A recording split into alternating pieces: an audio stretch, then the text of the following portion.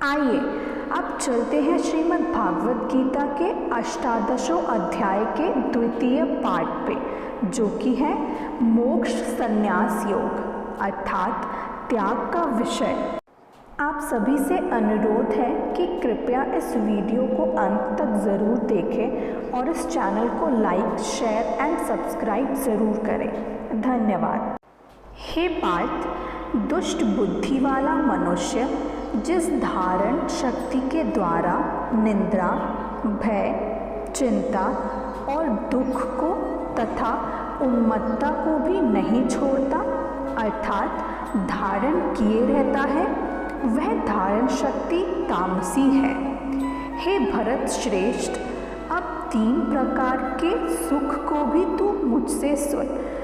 जिस सुख में साधक मनुष्य भजन, ध्यान और सेवादि के अभ्यास से रमण करता है और जिससे दुखों के अंत को प्राप्त हो जाता है, जो ऐसा सुख है वह आरंभ काल में यद्यपि विष के तुल्य प्रतीत होते हैं, परंतु परिणाम में अमृत के तुल्य है।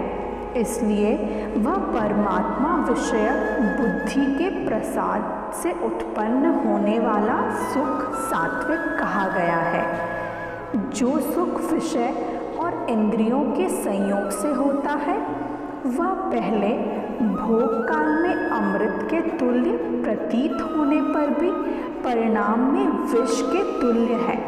इसलिए वह सुख राजस कहा गया है। जो सुख भोग काल में तथा परिणाम में भी आत्मा को मोहित करने वाला है, वह निंद्रा, आलस्य और प्रमाद से उत्पन्न सुख तामस कहा गया है। पृथ्वी में या आकाश में अथवा देवताओं में तथा इनके सिवा और कहीं भी ऐसा कोई भी सत्व नहीं है जो प्रकृति से उत्पन्न इन तीनों गुणों से रहित हो। हे परंतप, ब्राह्मण, क्षत्रिय और वैश्यों के तथा शूद्रों के कर्म स्वभाव से उत्पन्न गुणों द्वारा विभक्त किए गए हैं। अंतःकरण का निग्रह करना, इंद्रियों का दमन करना, धर्म पालन के लिए कष्ट सहना, बाहर भीतर से शुद्ध रहना, दूसरों के अपराधों को क्षमा करना, मन, इंद्रिय और शरीर को सरल रखना, वेद, शास्त्र, ईश्वर और परलोक आदि में श्रद्धा रखना, वेद शास्त्रों और अध्ययन अध्यापन करना और परमात्मा के तत्व का अनुभव करना, ये सब के सब ही ब्राह्मण के स्वाभाविक कर्म हैं। शूरवीरता, तेज, धैर्य, चतुरता और युद्ध में ना भागना, दान देना और स्वामी भाव, ये सब के सब ही क्षत्रिय के स्वाभाविक कर्म हैं। खेती, गोपालन और क्रय विक्रय रूप सत्य व्यवहार ये वैश्य के स्वाभाविक कर्म है तथा सब वर्णों की सेवा करना शूद्र का भी स्वाभाविक कर्म है। अपने अपने स्वाभाविक कर्मों में तत्परता से लगा हुआ मनुष्य भगवत प्राप्ति रूप परम सिद्धि को प्राप्त हो जाता है। अपने स्वाभाविक कर्म में लगा हुआ मनुष्य जिस प्रकार से कर्म करके परम सिद्धि को प्राप्त होता है, उस विधि को तू सुन। जिस परमेश्वर से संपूर्ण प्राणियों की उत्पत्ति हुई है और जिससे यह समस्त जगत व्याप्त है, उस परमेश्वर की अपनी स्वाभाविक कर्मों द्वारा पूजन करके मनुष्य परम सिद्धि को प्राप्त हो जाता है। अच्छी प्रकार आचरण किए हुए दूसरे के धर्म से गुण रहित भी अपना धर्म श्रेष्ठ है, क्योंकि स्वभाव से नियत किए हुए स्वधर्म रूप कर्म को करता हुआ मनुष्य पाप को नहीं प्राप्त होता। अतएव हे कुंती पुत्र, दोषयुक्त होने पर भी सहज कर्म को नहीं त्यागना चाहिए, क्योंकि धुएं से अग्नि की भांति सभी कर्म किसी न किसी दोष से युक्त है। सर्वत्र आसक्ति रहित बुद्धि वाला, स्पृहा रहित और जीते हुए अंतःकरण वाला पुरुष सांख्य योग के द्वारा उस परम नैष्कर्म सिद्ध को प्राप्त होता है, जो कि ज्ञान योग की परानिष्ठा है।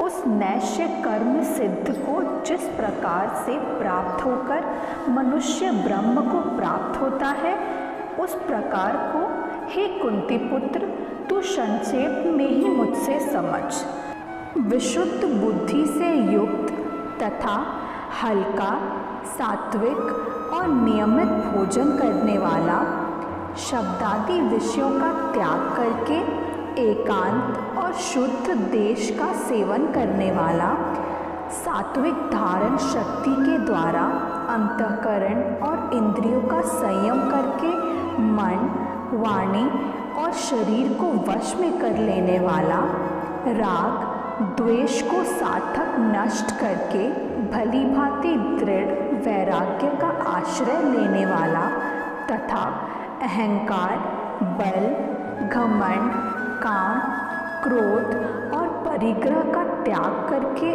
निरंतर ध्यान योग के परायण रहने वाला, ममता रहित और शांति युक्त पुरुष सच्चिदानंद घन ब्रह्म में अभिन्न भाव से स्थित होने का पात्र होता है। फिर वह सच्चिदानंद घन ब्रह्म में एक ही भाव से स्थित प्रसन्न मन वाला योगी ना तो किसी के लिए शोक करता है और ना किसी की आकांक्षा ही करता है। ऐसा समस्त प्राणियों में संभाव वाला योगी मेरे पराभक्ति को प्राप्त हो जाता है। उस पराभक्ति के द्वारा वह मुझ परमात्मा को मैं जो हूँ और जानता हूँ, ठीक वैसे का वैसा तत्व से जान लेता है तथा उस भक्ति से मुझको तत्व से जानकर लत्कार ही मुझ में प्रविष्ट हो जाता है। मेरे परायण हुए कर्मयोगी तो संपूर्ण कर्मों को सदा करता हुआ भी मेरी कृपा से सनातन अविनाशी परम पद को प्राप्त हो जाता है। सब कर्मों को मन में मुझ में अर्पण करके तथा संबुद्धि रूप योग को अवलंबन करके मेरे परायण और निरंतर मुझ में चित्त वाला हो। उपर्युक्त प्रकार से मुझ में चित्त वाला होकर तो मेरी कृपा से समस्त संकटों को अनायास ही पार कर जाएगा और यदि अहंकार के कारण मेरे वचनों को ना सुनेगा तो नष्ट हो जाएगा, अर्थात परमार्थ से भ्रष्ट हो जाएगा। जो तू अहंकार का आश्रय लेकर यह मान रहा है कि मैं युद्ध नहीं करूँगा, तो तेरा यह निश्चय मिथ्या है, क्योंकि तेरा स्वभाव तुझे जबरदस्ती युद्ध में लगा देगा। हे कुंती पुत्र, जिस कर्म को तू मोह के कारण करना नहीं चाहता, उसको भी अपने पूर्वकृत स्वाभाविक कर्म से बंधा हुआ परवश होकर करेगा। हे अर्जुन, शरीर रूप यंत्र में आरूढ़ हुए संपूर्ण प्राणियों को अंतर्यामी परमेश्वर अपनी माया से उनके कर्मों के अनुसार भ्रमण करता हुआ सब प्राणियों के हृदय में स्थित है। हे अर्जुन, तू सब प्रकार से उस परमेश्वर की ही शरण में जा। उस परमात्मा की कृपा से ही तू परम शांति को तथा सनातन परम धाम को प्राप्त होगा। इस प्रकार यह गोपनीय से भी अति गोपनीय ज्ञान मैंने तुझसे कह दिया है। अब तू इस रहस्य युक्त ज्ञान को पूर्णतया भली भांति विचार कर जैसे चाहता है वैसा ही कर।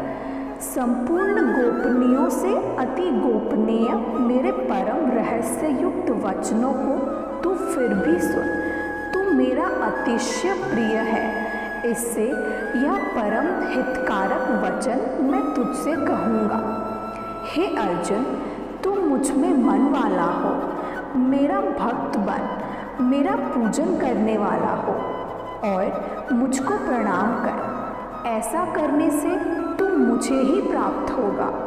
यह मैं तुझसे सत्य प्रतिज्ञा करता हूँ, क्योंकि तू मेरा अत्यंत प्रिय है। संपूर्ण धर्मों को अर्थात संपूर्ण कर्तव्य कर्मों को मुझ में त्याग कर तू केवल एक मुझ सर्वशक्तिमान सर्वाधार परमेश्वर की ही शरण में आ जा। मैं तुझे संपूर्ण पापों से मुक्त कर दूंगा। तू शोक मत कर। तुझे यह गीत रूप रहस्यमय उपदेश किसी भी काल में ना तो तत्परहित मनुष्य से कहना चाहिए, ना भक्ति रहित से, और ना बिना सुनने की इच्छा वाले से ही कहना चाहिए, तथा जो मुझ में दोष दृष्टि रखता है उससे तो कभी नहीं कहना चाहिए। जो पुरुष मुझ में परम प्रेम करके इस परम रहस्य युक्त गीता शास्त्र को मेरे भक्तों में कहेगा, वह मुझको ही प्राप्त होगा। इसमें कोई संदेह नहीं है। उससे बढ़कर मेरा प्रिय कार्य करने वाला मनुष्य में कोई भी नहीं है, तथा पृथ्वी भर में उससे बढ़कर मेरा प्रिय दूसरा कोई मनुष्य नहीं है। जो पुरुष इस धर्म में हम दोनों के संवाद रूप गीता शास्त्र को पढ़ेगा, उसके द्वारा भी मैं ज्ञान यज्ञ से पूजित होऊंगा, ऐसा मेरा मत है। जो मनुष्य श्रद्धा युक्त और दोष दृष्टि से रहित होकर इस गीता शास्त्र का श्रवण भी करेगा, वह भी पापों से मुक्त होकर उत्तम कर्म करने वाले के श्रेष्ठ लोकों को प्राप्त होगा। हे पार्थ, क्या इस गीता शास्त्र को तूने एकाग्रचित से श्रवण किया?